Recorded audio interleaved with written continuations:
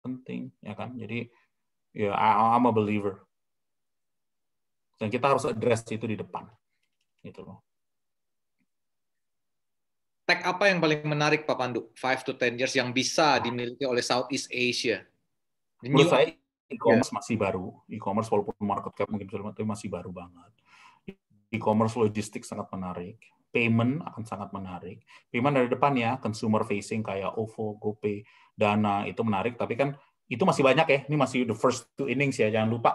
Ini mereka baru mulai 2017-18 loh. Masih baru loh. Jadi ini belum ada 5 tahun. Jadi balita nih masih, baru 5 tahun nih. Jadi it's still significant upside. Tentu processing payment di belakang, jadi infrastruktur related to payment is also interesting. Nah, dari sisi e-commerce, kamu bisa derive social commerce, tapi it's still very early. Right? Dan untuk Indonesia specifically, saya selalu suka bisnis yang perikanan dan agrikultur. Ya, kayak kita invest di Aruna, I think that's significant upside di sana. Kenapa? Karena banyak broker, bos. Republik kita ini banyak broker. Perikanan aja dari ujung ke pembayar, itu bisa ada 6 brokernya, 7 broker. Menggunakan Aruna mungkin hanya 1. Dan itu actually better price, dan juga maybe better quality. Kenapa? Karena nggak ada benahan tangan terlalu banyak. Gitu loh. Malah bisa nanti kayak di Cina. Anda beli ikan sekarang, besok lo bisa tahu kapan ikannya diambil, oleh siapa, nelayan siapa, jam berapa, kualitasnya bagaimana, gitu loh. Kan itu menarik. Di mana harga mungkin bisa 30-50% lebih murah. Jadi itu sih bos, kalau menurut aku Indonesia uniknya karena banyak sektor maritim, ya maritim itu bisa salah satu yang underlook yang menurut saya potensi sangat besar. Kalau startup berbasis online learning gimana bro? Bagus menurut saya, pastilah online learning. Kenapa mau nggak mau, anak-anak kita semua sekarang online learning semua. Walaupun jangan lupa ya, online learning tuh mungkin bagusnya juga dan ini Cina good example kan, and in the US too there's many companies that are trying to do online learning and capturing economic value. Dan ini bisa K-12, bisa pre, bisa juga vocational, jadi macam-macam. Jadi itu marketnya sangat besar dan healthcare juga akan sangat besar. Kenapa? Karena adanya COVID ini, prioritas pemerintah kita sangat melihat efisiensi dari sisi distribusi healthcare. Saya nggak ngomong efisiensi distribusinya ya, saya belum ngomong dari ujung ke ujung nih. Jadi ini kesempatannya banyak sih, teman-teman. Prospek ekonomi 2021-2022 dari segi komisaris bursa. Ya, kita juga ada perusahaan juga, bos. Kita baru selesai juga semua ini minggu ini sama minggu depan kan nyelesain semua 2021 punya budget, ya kan? Nah, dari sisi budget mungkin saya berani bilang gini lah. Mungkin Q1 bakal mirip Q4 tahun ini. Ini everything we know today ya. Saya nggak bilang kalau ada apa-apa. Saya everything we know today bentuknya mungkin kayak gini. Q4 sama Q1 mungkin mirip. Q2 mungkin akan mirip dengan 70% 2019. Q3, Q4 mungkin akan mirip dengan 90% 2019. Di mana nanti 2022 kita udah full lagi naik lagi. That's the expectation today. Yeah. Bisa aja salah loh, dan semoga salahnya ke atas bukan salah ke bawah ya. Ini bro. Kalau budgeting selalu salah bro Arfan, tapi alhamdulillah selama ini kita salahnya ke atas gitu loh. Itu oke lah ya kan. Kalau salah ke bawah tuh lebih pusing. Nah 2020 emang banyak kan kita salah ke bawah karena memang COVID ini nobody expects it, no one. Kayak film-film Hollywood udah COVID nih. Bro boleh di-share timeline, a bit of detail on vaccine timeline for Indonesia. Ini tergantung BPOM juga ya, karena BPOM lagi ini. Tapi insya Allah first Q kita udah ada. Second Q, third Q, saya rasa sebagian besar. Kita kan order backlog-nya hampir 260 juta, bos. Itu angka yang besar banget. Nah, memang it's also kompleks. Jadi makanya saya harap Q, ini saya ya, bukan pemerintah ya. Jadi saya kalau kita ngomongnya, saya sih mengharap kalau dari sisi investor, saya mungkin melihatnya hopefully we can get 40 to 60 million next year. Semuanya di Jabodetabek, ya kan? Saya mengharap 40-60 juta lah tahun depan. Kurang lebih Q2 udah widely distributed ya? Insya Allah, dan dengan harga yang pas, jadi nggak bisa terlalu tinggi. Ya, ya. Gitu. Ini ada pertanyaan tentang bagaimana pandangan Bapak dengan startup DTC. DTC apa ya? Digital Coin? Ini ya, data center ya? Oh, oke. Data center, menurut saya sangat bagus dan itu kepentingan nasional. Jadi kalau kepentingan nasional itu emang harus di mana kita data dari fintech, ya, Indonesia harus memiliki data-data itu penting lah. Jangan dimiliki orang lain dan itu kepentingan nasional menurut saya. Ya. Besar lah kalau ngomong itunya. Anda bisa lihat Equinix, Anda bisa lihat semua company di dunia globally. I mean, this thing trades 20 times EBITDA or more. Kenapa? Karena ada growth, ya kan, dan marginnya sangat besar. The margin of this business can be 50 to 75% on data center. And it's funny, there's no one really big player. Kalau kayak di Amerika mungkin ada 5-7 big players. Australia juga ada. Australia itu banyak dipakai data center buat Amerika. Kenapa? Karena lapangannya luas, bos. Dan geopolitiknya Amerika sama Australia itu satu-satunya Australia di mana lo nggak perlu visa orang Australia masuk ke Amerika. So America has this incredible relationship with Australia, di mana Australia dipakai aja buat data center lah, buat apa, tapi ya all of it is American data, ya kan? Australia luas, lapang, penduduknya aja sama dengan Jabodetabek, ya Jawa Barat lah, tapi size-nya segede Kalimantan. Lebih kali. Tengahnya ya kan? Masih kosong, masih gurun pasir. Banyak banget, gurun pasir, pasang aja tuh data center sebanyak-banyak. Jadi Australia is a bit unique lah, ya kan? Jadi, tapi emang di dunia itu yang megang-megang data center, either the conglomerates of technology companies, atau there is always going to be specialists juga. Kadang-kadang lo harus hedging, lo harus ada spesialisnya, lo juga ada kayak Alibaba, lo kan Ali Cloud, dia pasti punya data center, Amazon juga punya. Dan itu, for now, symbiotic relationship. Itu, bos. Pertanyaannya lagi nih, Pak Pandu. Pak Pandu, what is the biggest risk di capital market for the next 12 months? Is there any possibility of big correction from second wave of COVID longer than expected economy recovery? Ya pasti ada lah, bos. Kita udah lewat second wave, mungkin third wave nantinya. Jadi menurut saya akan selalu ada, adalah bagaimana pakai akal sehat kita bisa menguji ini semua. Kita jujur banyak hokinya lah, bahwa angka kita nggak segede yang di Amerika.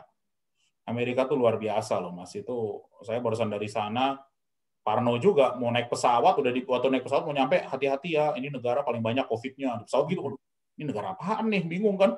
Udah gitu masuk ke Amerika sekarang mungkin paling gampang nih buat teman-teman yang mau terbang. Dia nanya, sorry saya nggak ngelantur-ngantur dikit, tapi ini lucu sebagai ini. Masuk ke Amerika, oke, how long are you here for? 4 days. Masuk aja, bos. Udah gitu. Terus mau keluar, ya saya mau pulang. Oh, silakan pulang. Jadi aku bilang, ini negara bener-bener kalau dibandingkan sama Indonesia ya, Anda harus bangga sebagai warga negara Indonesia masih harus dites PCR. Di sana yang ditanya, udah pernah ngetes belum? Udah, ya udah masuk, nggak ditanya, nggak dicek sama sekali.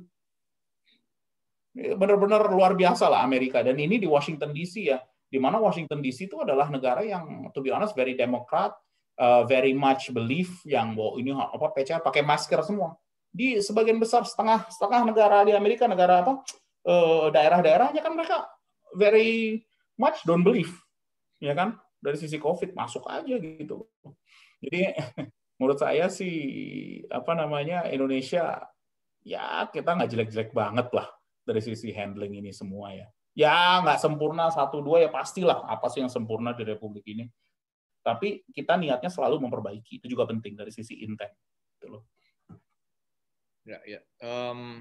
Ada yang bertanya lagi nih, possibility of Indonesia re-rating. Sekarang ini kan PE-nya about 11 to 12 times PE. Apakah bisa rating much higher in the next maybe 3 to 5 years ya? Supported by these tech companies.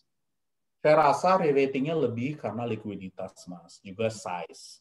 Makanya kan MSCI kita lebih kecil sekarang. Karena kita nggak banyak juga sizable companies. Dan juga gara-gara Ant ya, gara-gara ada Ant mau IPO, tiba-tiba MSCI rebalancing. Ya semoga, kan ini juga sekali 6 bulan nih MSCI rebalancing. Ya saya mengharapkan dengan lebih banyaknya, insya Allah ya, the next 12 to 18 months ada perusahaan-perusahaan teknologi masuk, likuiditas nambah. Dan likuiditas ini bukan berarti dari foreign investor, bisa juga dari local investor yang masuk. I think it can be better, right? Saya optimis karena masalahnya emang kita nih benar-benar underweight teknologi, bos. Anda kalau ngomong ke fund manager, kita nggak ada, 0%. Kalau Anda di Amerika, mungkin 15%. Global investors today is about 12 to 15% technology. Global. Dunia. Di Indonesia 0. Jadi upside-nya ke atas. Nggak ada yang ke bawah, karena nggak bisa lebih dari, nggak bisa negatif kan. itu juga penting dimengerti juga gitu loh. It can only go up once you have technology in it. Pertanyaan berikutnya. Nah, Pak Pandu, bagaimana pandangan Bapak terkait Bill AB5 di California mengharuskan perusahaan seperti Uber, DoorDash, dan sebagainya merupakan marketplace jasa mengklasifikasikan drivers atau delivery workers menjadi employees. Apakah Pak Pandu akan melihat hal yang sama akan terjadi terhadap driver Gojek atau Grab di Indonesia beberapa tahun ke depan akibat ketimpangan supply side driver? Ketimpangan supply. Jadi demand-nya banyak tapi kurang supply ya. AB5 apa nih? Nggak apa-apa bos, aku juga setengah-setengah ngerti, tapi memang ada push itu. Karena California ya, jangan lupa California tuh it's almost socialist. California. If you look at the governor of California and also the mayor of San Francisco, right, you have to know the politics behind it. Dan saya juga nganggap di Indonesia selama pendapatannya nambah, dan ini juga penting ya Mas, ini selama 10 tahun ke depan, saya selalu mikir perbandingan antara si miskin dan si kaya. Itu juga penting. Jangan sampai gara-gara COVID ini si miskin menjadi ini lebih susah dan si kaya malah tambah kaya. Ya kan, ini juga penting. Jadi keseimbangan sosial itu juga cukup penting. Nah, bagusnya dengan Pak Presiden sekarang, ya, knock on wood ya, banyak sekali bantuan sosial yang di-push, di mana juga menurut saya, ini saya agak bukan ngomong soal AB5, karena menurut saya AB5 itu yang dilakukan di California bisa saja terjadi. Di Indonesia bisa saja terjadi karena urusan perbedaan antara si kaya dan si miskin. Keseimbangan sosial itu penting menurut saya. Nah, pertanyaannya, saya rasa kita masih terlalu early for now. Tapi 10 tahun dari sekarang bisa aja terjadi. Bisa juga lebih cepat ya, bisa 5 tahun dari sekarang. It's always going to be a risk. Gitu loh. Apalagi kalau Anda lihat driver Gojek aja sekarang 1,7 juta. Roughly. Itu udah partai itu. Ya kan? Partai. Dan mereka semuanya working there. Tapi juga jangan lupa, for them they actually prefer not to be an employee for now, karena mereka bisa switching. Ya kan? Dan pertanyaannya, apakah Indonesia kalau sekali taruh di employee, will it deter investment? Karena kan cost-nya tambah naik. Gitu loh. Itu aja sih, Mas. Ya. Ada yang nanya sedikit tentang ini nih, Bro, hubungannya ekonomi dengan pilkada. How do you see upcoming pilkada? Will it potentially create unprecedented risk buat market? Kenapa unprecedented ya? Saya juga kurang ngerti. Menurut saya kan calon-calonnya udah jelas. Menurut saya akan diteruskan. Ya, di Amerika aja yang COVID-nya segede itu aja tetap aja dijalanin. Ya, di kita yang jauh lebih kecil ya saya rasa akan tetap dijalanin. Saya mungkin belum tahu unprecedented risk-nya di mana. Kan? Kalau banyak yang nanya saya soal ini, Habib Rizik dan segala hal itu kan, yang banyak ditanya. Tapi kalau untuk yang pilkada sekarang, saya rasa belum ya. Saya rasa, bisa aja saya salah. Ginilah, insya Allah selama ini pasti ada salah-salahnya lah ngomong, tapi it's about managing those risks lah dari salah ngomong. Tapi my view today, there's not much unprecedented risk. Oke. Boleh tentang ini, Bro. Kan banyak pertanyaan di market soal ini. Royalty on coal. Tolong sedikit. Nanyanya ujung ke ujung ya. Kalau royalty on coal gini, memang ada pembicaraan kan untuk menaikkan royalty ini ke angka 24% ya kalau saya nggak salah. 14. At the end of the day, pertanyaannya balik kepada pemerintah. Pada angka itu bakal jadi win-win atau lose-lose. Karena kan Anda tahu sendiri marginnya. Jadi ya, saya udah ditanya view saya tentang ini, baik kepala BKF, kepada Menq, kepada yang terkait lah. Dan menurut saya, pada angka itu malah kita semua lose. Kenapa? Saya rasa produksi akan lebih turun lagi. Kan tahun 2019 ke 2020 turun loh. Ya. Nah 2020-2021 malah saya rasa akan tambah turun. Dan pendapatan pajak akan turun. Kenapa? Kalau produksi turun, royalti mau Anda naikin 24%, tapi kalau produksi turun lagi 150-200 juta, bagaimana? Those are losses to both the state as well as the pengusaha. Dan yang terjadi ada 3 hal. 1, pertama investasinya akan turun, cash flow-nya akan turun. Kedua, pendapatan negara turun. Dan ketiga, ini yang lebih worse, ketenaga kerjaan akan turun, pasti layoff. Apakah Anda mau dengan itu terjadi? Gitu aja sih.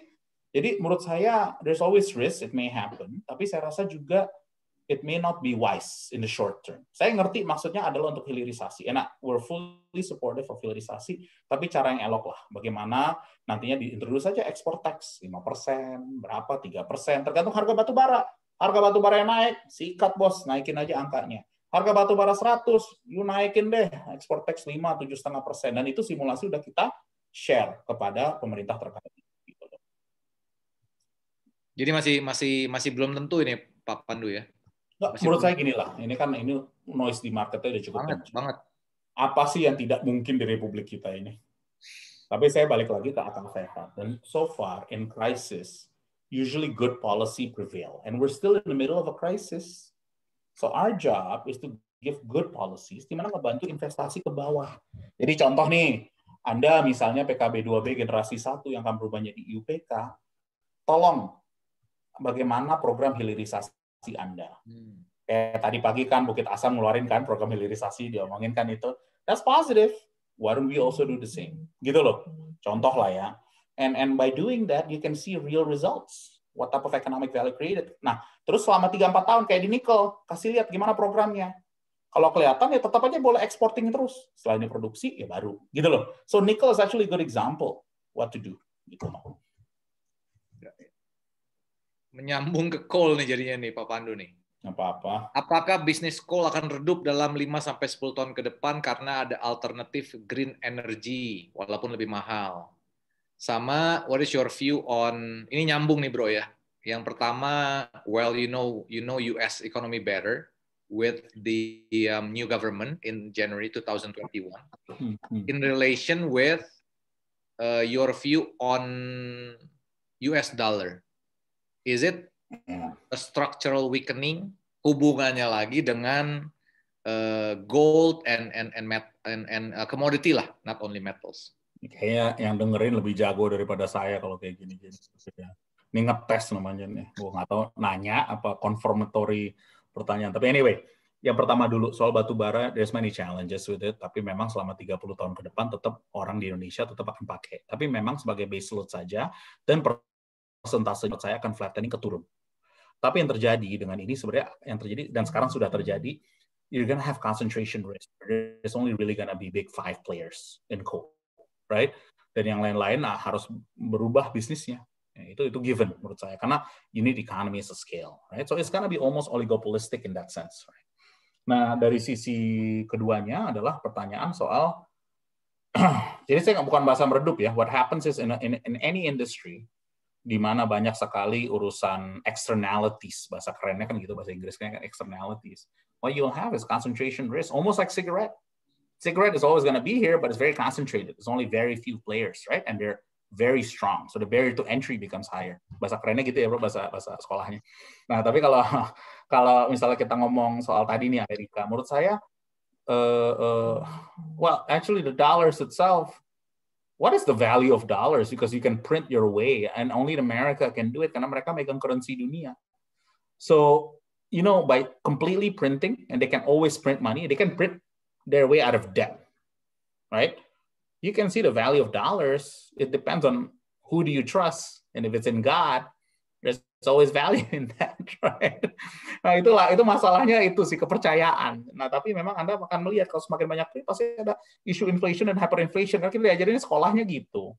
So what it does is actually it gives further value on real asset investment in the stock market, right? Because when you invest in stock market, you own a piece of equity in a company that creates value.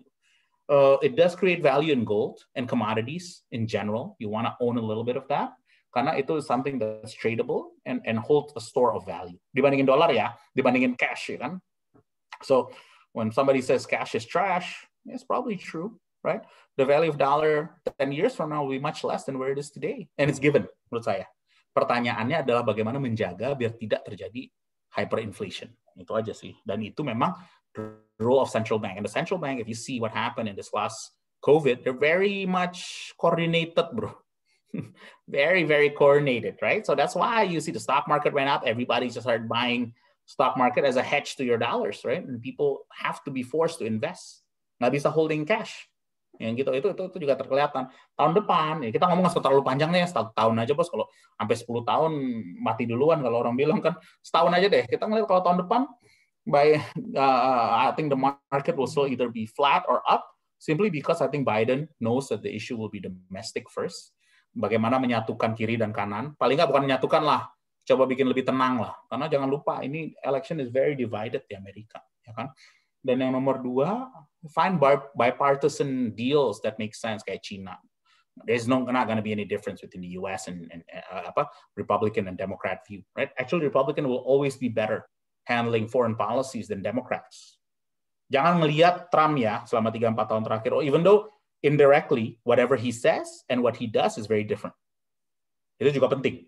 Karena what he does is actually can be more positive, believe it or not. Tapi cara ngomongnya orang udah langsung turn off, gitu loh.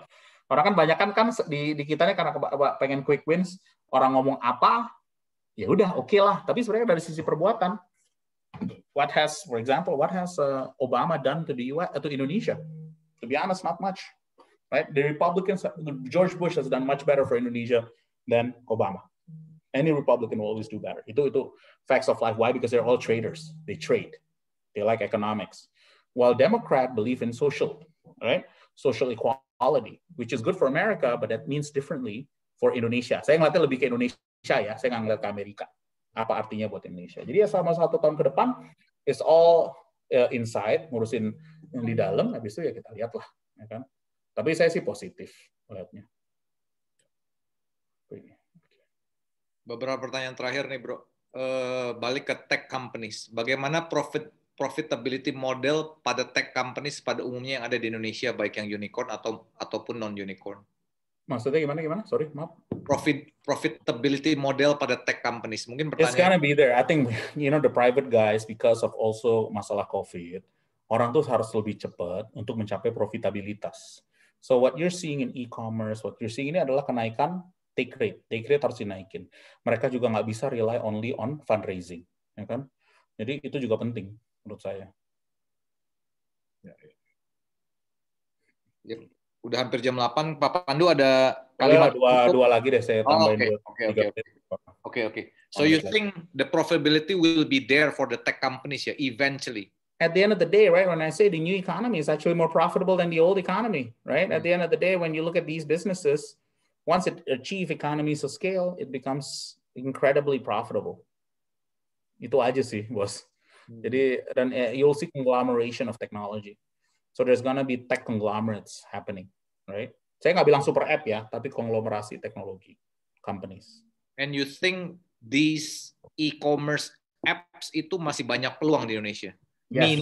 Meaning as a new player coming in masih bisa. Masih bisa. Mana yang lebih berpeluang? The Tokopedia-Tokopediaan, the e-commerce, or the pembayaran, the payment. At the end of the day, e-commerce tuh bagusnya satu loh, Mas. Itu orang bertransaksi, orang membeli dan menjual. At the end of the day, kalau hanya punya fintech tapi nggak ada orang bercommerce, ya nggak make sense, gitu loh. Jadi tetap perlu lah. Dan Anda kalau lihat ya, ngomongin bisnis e-commerce, Indonesia kan masih baru banget. Belum ada 10 tahun loh. Jadi banyak orang, wah ini burning money. Ya, Anda lihatlah Alibaba tahun 80-an. Anda lihat deh Amazon tahun 80-an, 90-an. Kan people don't look at history, they only look at the last couple of years. Yeah. Right? This is investment into the long term.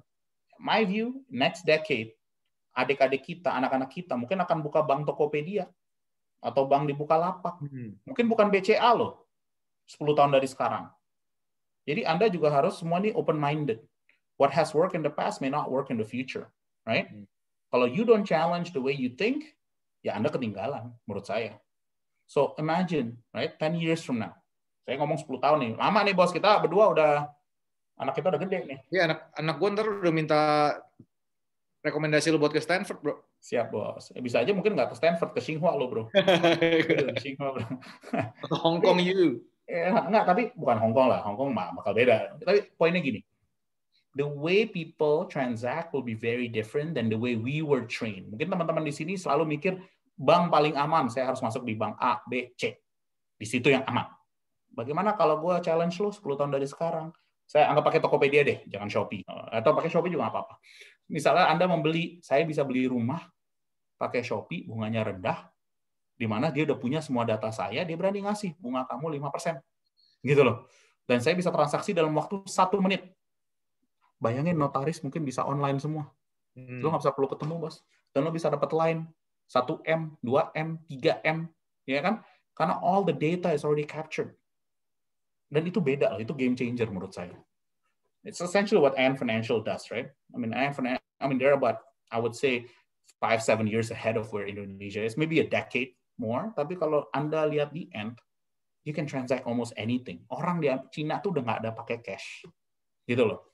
Nah, ini penting loh, karena menurut saya you have to challenge.